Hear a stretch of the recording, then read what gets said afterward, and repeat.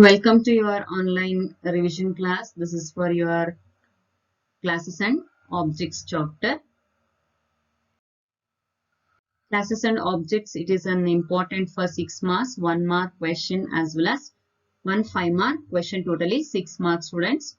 So first we'll discuss the first question, how to define a class and how to define and declare the class. Explain with the syntax and example.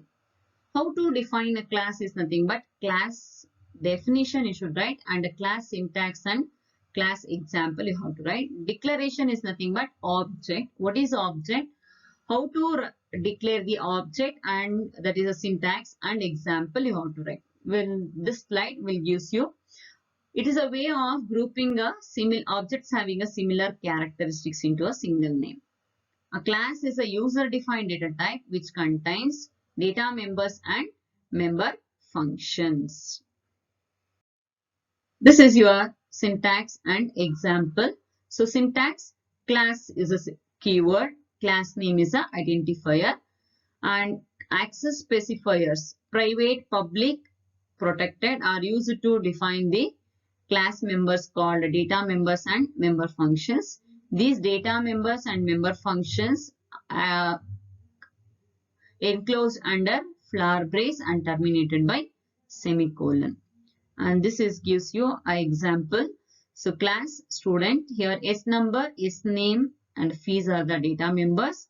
Input data, output data is a member function. Member function along with the return type. Then it's a object. Object is an instance of class. This is the syntax of your object. Class name followed by object. N number of objects can be created with the single class name. Each object is having a single instance, hence it is a instance of class.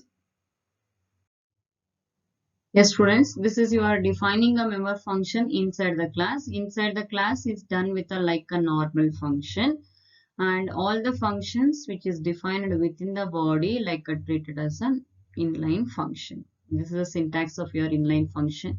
Sorry, defining a member function within the class, that is a return type, specifier, function name, arguments within the body. Okay. Yes, this is your defining a member function outside the class.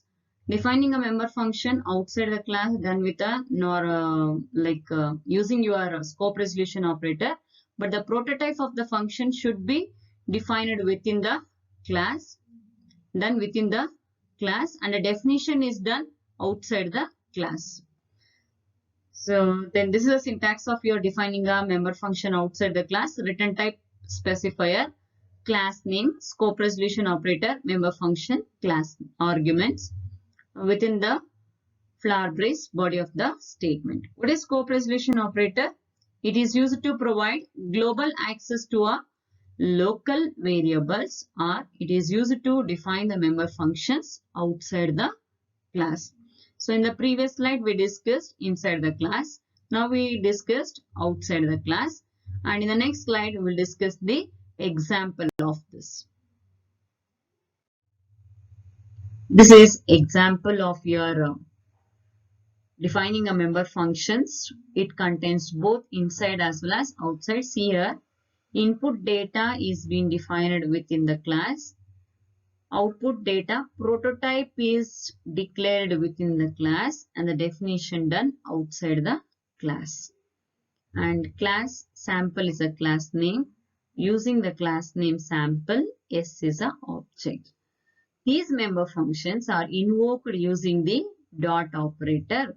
So here one mark question is possible. How to access the class members? Class members are accessed using dot operator. Then next we'll move for the third question, third important question, that is access specifier. What is access specifier? The availability of the data in a program are called access specifier. How long the data can be accessed, that is gives the scope of the data. That scope of the data will be given with the access specifier. The access specifiers are private, public and protected. What is private? Private is a keyword. Private is a keyword. The members which is declared under a private can only be accessed within the class. Only within the class, not outside the class. So then your default access specifier is private is a default access specifier. So what is the syntax of that? Class name private. It contains data members and member function. Here A and B are the data members. Sum is a member function. Then the members which has been declared as a public can access outside the class also. It means within the class as well as outside the class also. So just replace the keyword private with a public. The syntax is finished. So similarly to the previous one. So private, here it is public. So the same example you can write under a public. But here it is taken register number is a data member, get and put are the member functions. Then protected. Protected can be accessed only by the member functions within the class as well as friend of the particular class, as well as it is being derived from the class. That means if the inheritance concept, as you learned now, is an inheritance concept. So member functions derived from the base class can be accessed with the protected. If the visibility mode is protected, protected class members becomes protected in the derived class. So protected members can be accessed by derived class as well as friend functions and the functions within the class. So just replace the protected public keyword with the protected. So this will give you syntax and example for protected. Then one more possible question. What is an array of object? Or give the syntax of array of object. So array of object, a collection of same type of objects is called array of object. So earlier we had discussed only object name. Now object name followed by array index within the size gives you array of object. How we are accessing each object with the index dot member. That is to access the class members. Yes, these are the possible one mark questions, students. Revise it today. That is your what is a class? What is the significance of scope resolution operator in C++? What is class? It's a way of grouping objects having a similar characteristics. Or it is a user-defined data type contains both class data members and member function. Significance. The scope resolution operator provides to access the global variables, global accessibility to the local variables, or it is used to define a member function outside the class. Object, it contains instance of class or it is a real world entity. Is it possible to access the data outside the class? Yes with the public, no with the protected and private. So just now we saw that private and protected members access only within the class. Here the question outside the class. Outside the class is possible only with the public. Here both the answers are correct. Yes also correct, no also correct. But you should define that yes with which access specifier, no with which access specifier. Yes with the public, no with the private and protected. What is meant by array of objects? Collection of similar objects. Then what is a member function? The function which is defined to solve a particular task within the class scope are called member function. The variables which is declared within the class scope are called data members. What are the access specifiers?